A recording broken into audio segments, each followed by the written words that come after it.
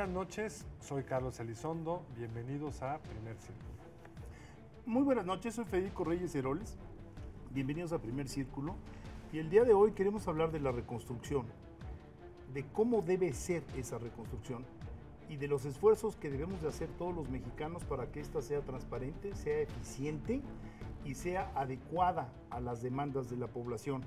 Y para eso se ha reunido un colectivo de muchas organizaciones de la sociedad civil, alrededor de 30, que han de alguna manera convenido en que por su parte cada una podría ser menos eficiente y en cambio de manera organizada podemos influir más en esto. De tal manera que vamos a hablar de ello, de cuáles son los criterios de este nuevo colectivo, de esta nueva organización de organizaciones y qué es lo que podemos esperar de este nuevo esfuerzo de la sociedad para canalizar los recursos de la mejor manera posible.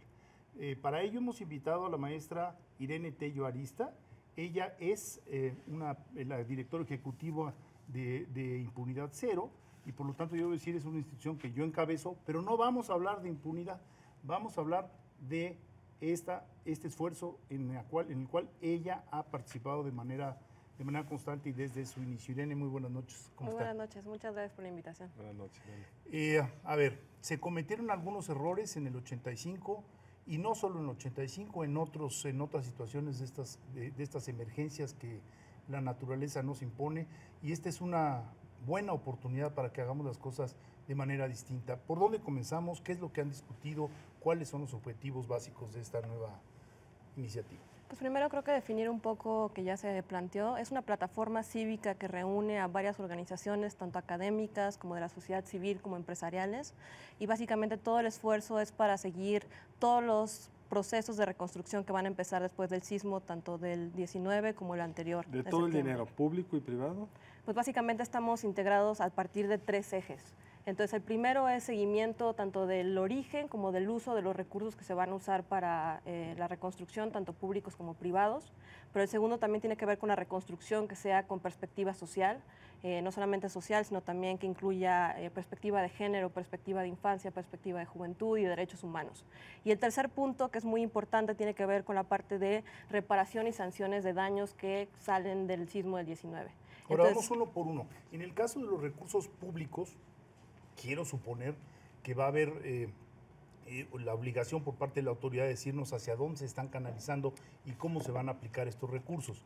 Ahí podemos entrar a través de la ley de acceso a la información, a través de distintos mecanismos que tenemos. Pero en el caso de los recursos privados, ¿cómo piensan entrarle?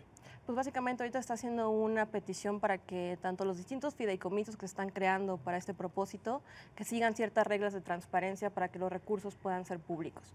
Y lo que Epicentro propone es crear una plataforma unificada donde se dé seguimiento tanto a los recursos privados como los públicos, pero una única plataforma, para que la gente no tenga que ir a distintas páginas o lugares para decir qué está pasando con el Fideicomiso Fuerza México, qué está pasando con el fondo que se acaba de crear para la Ciudad de México, sino que en una sola plataforma puedan ver la cantidad de recursos que se están destinando y a dónde están yendo estos recursos. Ahora, la primera parte la pasaste un poco rápida, los recursos públicos tampoco es tan fácil, digamos, en la medida en que están los que se etiquetan un fideicomiso, los del Fondo para los Desastres, pero luego cada secretaría seguro va a usar en CEP, en CEDESOL, lo que sea, una parte de su presupuesto para actividades vinculadas a la reconstrucción. Entonces eso vuelve el problema muy complicado, qué bueno que se está haciendo, pero ahí es donde se empiezan a mover los dineros de forma menos clara, aunque a lo mejor el fideicomiso específico está muy vigilado, pero el gobierno está compuesto de mucha gentes que gastan.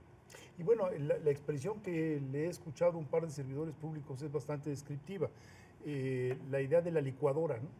Entran recursos de distintas entidades a una licuadora y después ya no sabemos cuál fue el origen y qué tanta responsabilidad tiene cada quien en la aplicación de estos recursos. Entonces esta observación que haces es correcta porque se va a dar el fenómeno. Todo indica que vamos a volver a regresar a la licuadora, ¿no? Y luego el segundo tema entonces es que el uso de los recursos tenga una serie de principios. ¿Nos podrías describir un poco cuáles serían los principios que de acuerdo a este colectivo Epicentro les parecen los que tendrían que ser el énfasis del gasto público y privado que se hará en materia de reconstrucción? Pues básicamente se pide que se haga todo a través de las licitaciones públicas, que se siga el precepto de licitar públicamente, ¿no? Que ya pero eso a se ha veces venido... atrasa todo. En caso de emergencia, Si tienes que reconstruir algo rápido. Pero yo creo que el problema es que justo ahí es donde empieza el problema, ¿no? Si se hace con urgencia, van a empezar a sacar contrataciones con los precios inflados, con los plazos. Es muy importante, no hay que contemplar que hay cosas que sí son urgentes. Sí. Sí. Si hay puentes que hay que reconstruir rápido porque la gente no puede llegar a su comunidad. Pero en fin, eso ya lo discutirán ustedes. Pero una parte central es usar los mecanismos abiertas. Okay. Aquí lo que también es muy importante, y lo digo participando en Fuerza México, es que los recursos privados accedan voluntariamente, Carlos, a ciertas normas que en realidad son aplicables solo al sector público. Entonces, aunque Fuerza México sea una institución, un fideicomiso privado, pues la sociedad civil organizada allí lo que hemos planteado es, señores, a ver, pero tienen que acceder a estas y estas peticiones porque si no se presta a una lectura de opacidad terrible. Y luego hay otro tema, el de coordinación. Sí. Hay lugares más atractivos políticamente llevar dinero, más visibles, hay muchos ejemplos de cómo llega la ayuda al centro de la ciudad o del pueblo, y ahí alguien lo acapara, ya no llega a las periferias. ¿Qué es lo prioritario? ¿Quién le toca qué? Hay un mecanismo acá de tratar de también jugar como broker, digamos, que le informe a los otros, oye, mira, esto que estás haciendo tú, ya lo va a hacer fulano. O sea, ¿cómo coordinamos todos estos esfuerzos? Pues creo que justo ahí por eso está el segundo punto, ¿no? Para intentar que no se dupliquen esfuerzos y que no se gasten recursos de doble vez. Entonces, el segundo punto tiene que ver con la reconstrucción con perspectiva social y también va muy ligado con el primero, ¿no? Ver en qué se están usando los dineros. Por eso son tantas organizaciones que participan en Epicentro, ¿no? Porque es un esfuerzo tan grande que muchas organizaciones tienen que estar vigilando los distintos recursos, a qué se están usando para evitar la duplicación. Ahora, esta palabra que pareciera muy fácil de decir, con perspectiva social, esto se refiere a muchas cuestiones de tipo de género, por ejemplo. Parte de la crisis de las vivienderas de hace relativamente pocos años se debió a la distancia que había entre los centros de vivienda y los mercados, las escuelas. Entonces las mujeres no podían cargar las bolsas con el mercado para llegar a su casa, o tenían que pagar transporte público caro, o tenían que transportarse mucho tiempo. Esa es una, pero ahí les va otra. Resulta con que en Oaxaca, por ejemplo, decía un servidor público, pues en Oaxaca la gente no quiere dejar de vivir en el tipo de casa en el que están acostumbrados a vivir. Entonces, el diseño que se tiene que hacer para esas comunidades será diferente al que se tenga que hacer en la colonia Narvarte o en cualquier otra situación. No es la primera vez que ocurre. Si ustedes recuerdan, en el 85 hubo este esfuerzo que se llamó Renovación Habitacional. Y Renovación Habitacional en Tepito hizo viviendas al estilo de las vecindades. Es decir, en lugar de que fuera un edificio de varios niveles, una torre, pues se reprodujo el esquema como vivían los moradores de esas zonas de la ciudad. Entonces ahí hay una lectura antropológica, una lectura cultural, una lectura de género que yo creo que será muy útil, porque, insisto, ha habido muchas resistencias a mover, a que la población se mueva de ciertos sitios, ¿no? Oye, quizá vamos a pasar al tercer punto, porque nos queda poco tiempo, que es, o sea, que hay muchos presuntos responsables de lo que sucedió. ¿Qué van a hacer ahí al respecto? ¿Qué están pensando?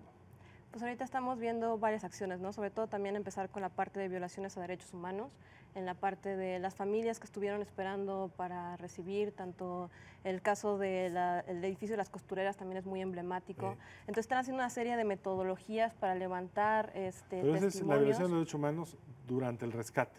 Durante el rescate, ese sería un primer paso.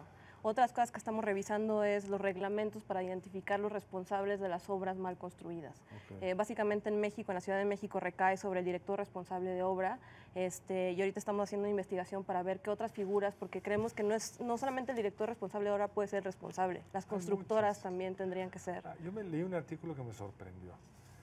Es ilegal en México, o en la Ciudad de México, tener espectaculares en las azoteas de los edificios. Sí, varios de los que se cayeron tenían un espectacular. Yo contando de viaducto al aeropuerto, de periférico al aeropuerto por el viaducto, vi de ojo 6 que están en esa situación. ¿Quién es responsable de que algo que es visible, la autoridad que conoce la ley nunca lo haya atendido? Ahí es otro tipo de problemas. Y fíjate, nos decía el otro día José Luis Cortés eso. Los espectaculares que en teoría pues, le da un ingreso a la familia que tiene ese bien inmueble, que puede colocarlo arriba. A costa de nuestra salud mental. A costa de nuestra salud mental, pero además a costa de su propio patrimonio, porque las vibraciones que se generan con los ventarrones van afectando la estructura. Entonces, lo que él decía en su calidad digamos, de presidente de este colegio, de este gran colegio de arquitectos, no debería de haber espectaculares en la Ciudad de México porque están dañando cientos de edificios en el área urbana.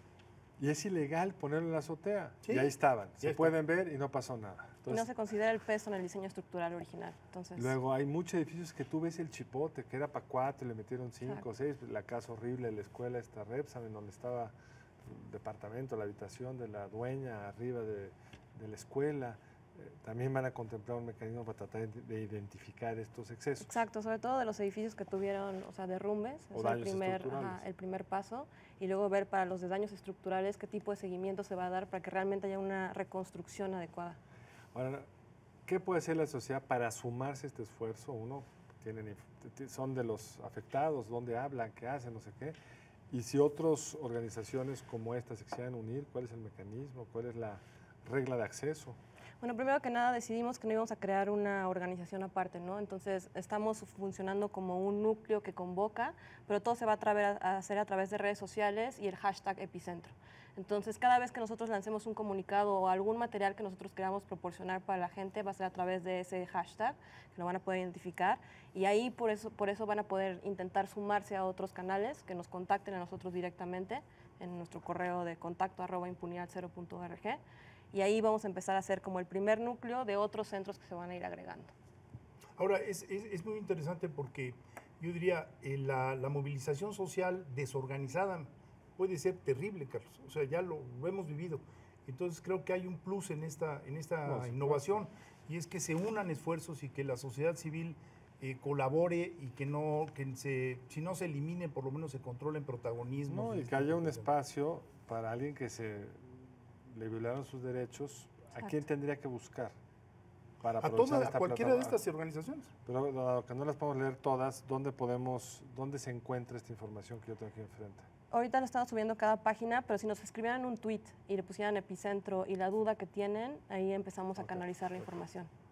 Pues muy claro, mucha suerte, habrá que darle seguimiento, a ver cómo nos podemos apoyar, pero claramente esta energía que desató el sismo, no solo la sísmica, digamos, sino la social que vino después, pues hay que ayudar a que se canalice de la mejor forma, porque es una oportunidad para, dentro de la tragedia, tener un mejor país hacia adelante.